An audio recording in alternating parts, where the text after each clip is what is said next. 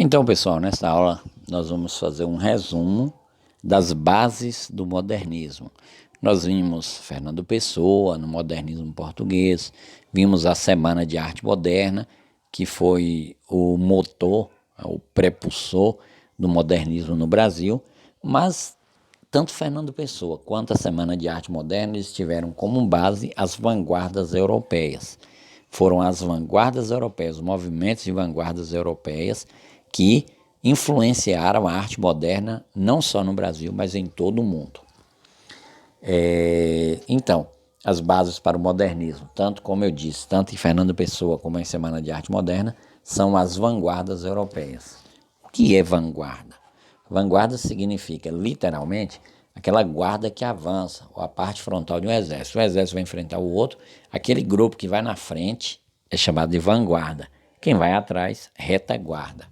Então aqui a gente vê na imagem a cavalaria e os demais atrás representando a vanguarda, os que vão abrindo a frente para a guerra.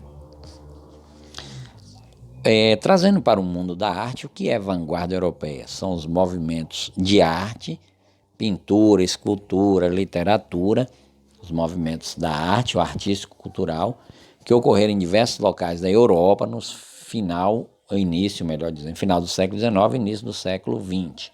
Melhor dizendo, início do século XX. Por isso recebeu o nome de vanguarda. Mais adiante eram movimentos de arte, manifestos. Mais adiante recebe o nome de vanguarda porque foi o que veio abrindo caminho para a arte moderna. As vanguardas artísticas europeias que se destacaram, nós vamos falar de 5 nessa aula: expressionismo, cubismo, futurismo, dadaísmo e surrealismo. Aqui nós temos um panorama das 5, vamos comentá-las. Aqui nós temos um mapa conceitual delas. Futurismo, que é um movimento lançado por Marinetti, que, dentre outras coisas, exaltava a guerra, até diziam que a guerra era a higiene do mundo, exaltava a vida moderna, a máquina, o avião, o automóvel, a eletricidade, exaltava a modernidade, ou seja, as invenções tecnológicas, a vida moderna. Culto à máquina, à velocidade, era como se a velocidade fosse uma deusa, ou as máquinas que geravam essa velocidade. Aqui a gente pode observar no quadro, isso aí mesmo, exaltação retratava muito o dinamismo. E no poema a gente tem aqui um poema de um dos heterônimos de Fernando Pessoa, que fala, sobre as lâmpadas elétricas, fala do barulho dos motores, das engrenagens, é uma exaltação à máquina, um ode, quer dizer, um poema de exaltação. Uma segunda vanguarda, ou movimento de vanguarda que podemos falar é o cubismo. Como o nome sugere, pessoal, o cubismo vem de cubo, ou seja, forma geométrica.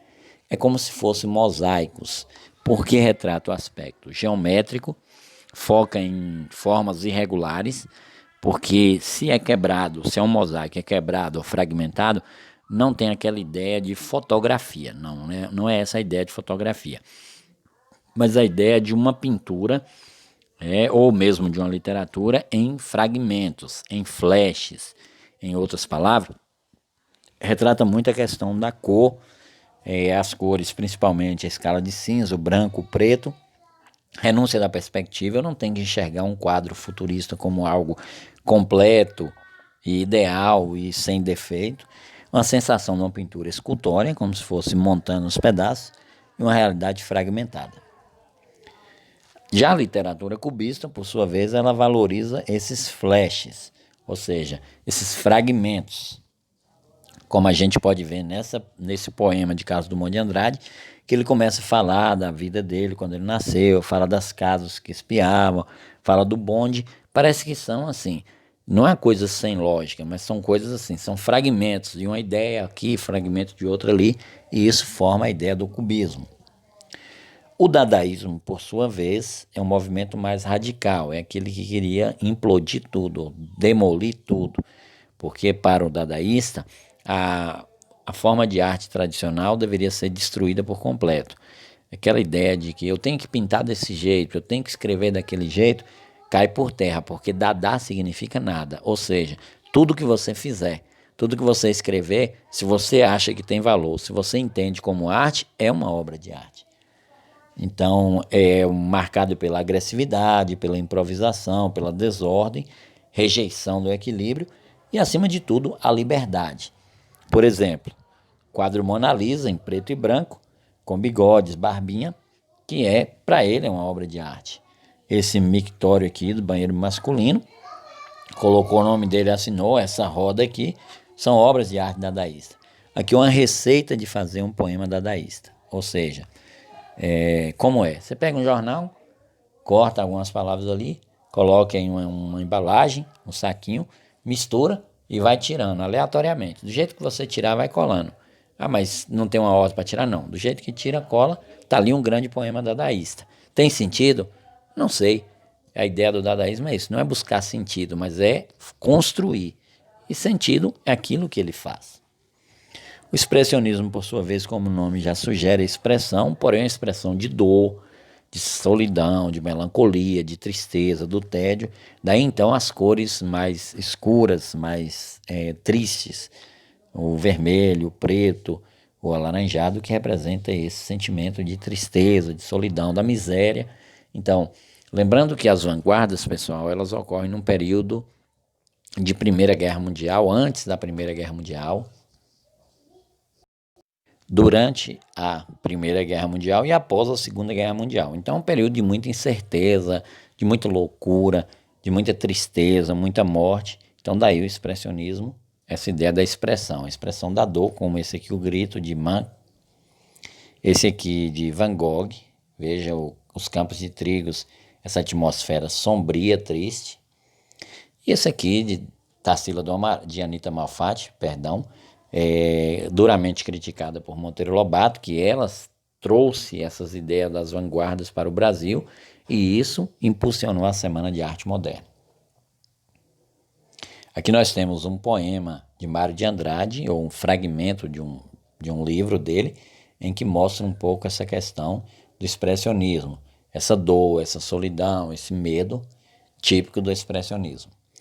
Uma outra vanguarda, um outro movimento é o surrealismo. Surreal quer dizer além da realidade. Então, quando você sonha, por exemplo, você tem um sonho, você vê que ali no sonho é tudo distorcido, tudo imaginário, parece não ter aquele sentido. E o surrealismo foi buscar na linguagem onírica. Linguagem onírica é a linguagem dos sonhos. Essa inspiração, né, esse imaginário, não essa realidade, essa razão real, mas fora dessa realidade. E a gente vai ver que, como manifesto surrealista, o homem ele busca libertar-se da razão. Já que o mundo está tão assim irracional, então vamos libertar dessa razão humana e imaginar uma outra realidade. Como, por exemplo, esses relógios que dobram, Salvador Dalí.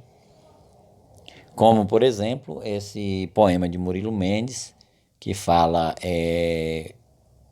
uma mãe vestida de renda tocava piano no caos, o álbum de fotografia, quer dizer, algo irreal, fora da realidade.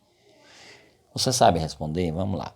As principais bases do modernismo, as principais são Renascimento, Realismo ou Vanguardas Europeias. Vanguardas Europeias. Movimento de vanguarda que pregava a expressão de dor, tédio, solidão. Futurismo, expressionismo ou cubismo. Dor, tédio, solidão, angústia. Expressionismo, expressão, marcado pelas cores, marcado pelas palavras que remetiam à tristeza, à angústia. Movimento de vanguarda que buscava a valorização das máquinas e da eletricidade. Futurismo, dadaísmo ou cubismo.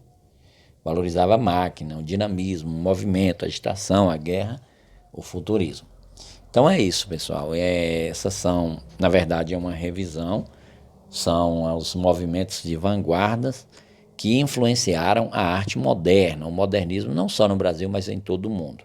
Espero que vocês tenham gostado e até a próxima, se Deus quiser.